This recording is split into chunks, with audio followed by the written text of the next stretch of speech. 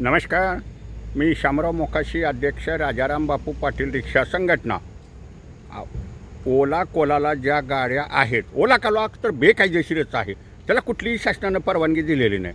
शिवाय त्या रॅपिडोला फिपुडोला ज्या काही गाड्या टू व्हीलर जोडलेले आहेत त्या गाड्या जप्त करा, अशी शासनानं टू व्हीलरवरून कुठलीही प्रवासी वाहतूक करण्याची परवानगी दिलेली नाही। प्रवाशांनी दक्षता घेतली पाहिजे, सुरक्षता घेतली पाहिजे। हे ऑनलाईनच्यामुळं सगळा गोंधळ झालेला आहे। हे माफिया आहेत, गुंड आहेत आणि आधुनिक तंत्रज्ञानाच्या जोरावरती हे बेकायदेशीर व्यवसाय करतात। ह्यांची शासनानं तात्काळ ॲप ब्लॉक करावी, तात्काळ महाराष्ट्र शासनानं ॲपच बंद करावीत आणि ज्यांनी ऑनलाईनला रिक्षा टॅक्सी, काळी पिवळी रिक्षा टॅक्सी जोडलेली आहे किंवा रिक्षा जोडलेली आहेत त्यांचे परवाने प्रथम शासनानं कॅन्सल करावे। कारण रिक्षावाल्यांनी, टॅक्सीवाल्यांनी ओला कोलाला जोडूनसुद्धा परवाना अटीचा भंग केलेला आहे। दुसऱ्यानं भाडं ठरवून दिलेलं घ्यायचं नसतं। प्रवाशांनी इच्छित स्थळी जाण्यासाठी हात दिल्यानंतर गाडी थांबवून मीटरनंच व्यवसाय करायचा असतो, हे मात्र प्रत्येकानं लक्षात ठेवलं पाहिजे। बेकायदेशीर हा ओला कोला चालतोय। आधुनिक तंत्रज्ञानाच्या जोरावर हा माफिया करोडो रुपये कमवतोय आणि सरकार काय करतंय? सरकारनं ताबडतोब ह्याची ॲप जी आहे ती ब्लॉक केली पाहिजेत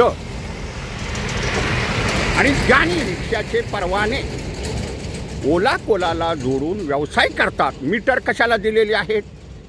1.5 किलोमीटरचं भाडं 26 रुपये मिळतं। मग रिक्षावाला तो ओला कोलावाला भाडं कमी देतोय, काय बोंबलायचं काम आहे? त्याचं डिस्कनेक्शन केलं तरच ह्याच्यातनं रिक्षा टॅक्सीवाला वाचणार आहे। राहतो प्रश्न पर्यटक परवान्याचा। पर्यटक परवान्याला च्या गाडीला इथं स्थानिक व्यवसाय कुठलाही करता येत नाही किंवा शासन त्याला भाडं ठरवून देत नाही, हे प्रत्येकाने लक्षात ठेवा। ह्या ओला कोलानं आधुनिक तंत्रज्ञानावरती ह्या गाड्या बेकायदेशीरपणे जोडलेल्या आहेत। मुळात पर्यटकासाठी पर्यटन परवाने म्हणून ह्यांना हे परवाने दिलेले आहेत। ह्यातली एक बी गाडी ओला कोलाची नाही किंवा कुठली नाही आणि ह्या सर्वसामान्य गोरगरिबांच्या गाड्या आहेत आणि हा बेकायदेशीर ओला कोला माफिया आहे। आधुनिक तंत्रज्ञानावरती करोडो रुपयाची माया जमवत आहे। शासनानं तात्काळ त्याची ॲप बंद केली पाहिजे। पर्यटक परवाना घेतेवेळी शासनाला माझी टूर अँड ट्रॅव्हल्स कंपनी आहे म्हणून खोटी लेटर पॅड दिलेली असतात।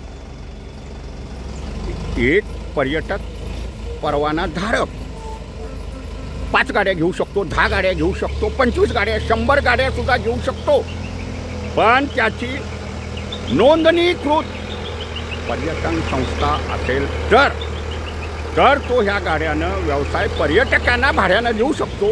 परंतु स्थानिक प्राधिकरणाच्या हद्दीत त्याला कुठलाही व्यवसाय करता येत नाही। म्हणजे एका प्राधिकरणातून, समजा मुंबई महानगर क्षेत्र हे परिवहन प्राधिकरण आहे आणि इथं जर त्याची नोंद असेल तर मुंबईत तो कुठलाही व्यवसाय करू शकत नाही।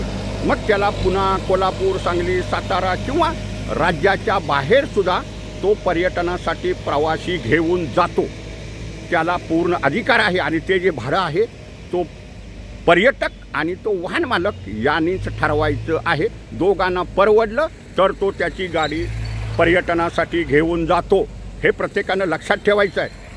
पर्यटक परवाना ज्या गाडीला इथं कुठलाही स्थानिक व्यवसाय करायचा अधिकारच नाही, हे कंपनीवाले वगैरे ह्यांनी फसवलेलं आहे आणि हे शासनाचे अधिकारी झोल करण्याच्या नादात हे पर्यटक परवाने वाटप करत असतात। ज्यांनी टूर्स अँड ट्रॅव्हल्स कंपनीची लेटर्स दिलेले आहेत आणि त्याचं रजिस्ट्रेशन नसेल, बोगस असेल, त्याचा पत्ता नसेल तर त्याची गाडीही कॅन्सल करा आणि त्यांच्यावरती फौजदारी गुन्हे टाका।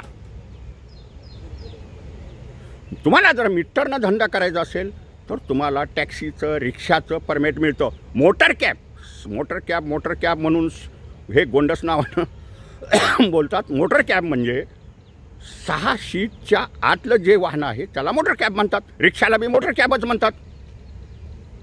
ते 4 सीटची गाडी असते तिला बी मोटर कॅबच म्हणतात।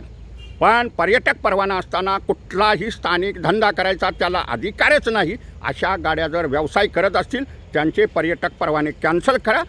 आणि दुसरी गोष्ट, प्रवासी वाहतुकीचं वाहन चालवताना त्याला बिल्ला लागतो आणि तो ह्या पर्यटक परवानाच्या चालकांच्याकडे बिल्ला नाही.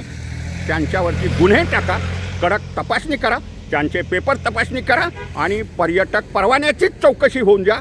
मग दोषी ज्यांचे परवाने आहेत, ज्यांनी खोटी लेटर पॅड देऊन टूर अँड ट्रॅव्हल्स कंपनी म्हणून खोटी दिलेली आहेत लेटर्स, त्यांच्यावरती कारवाई करा.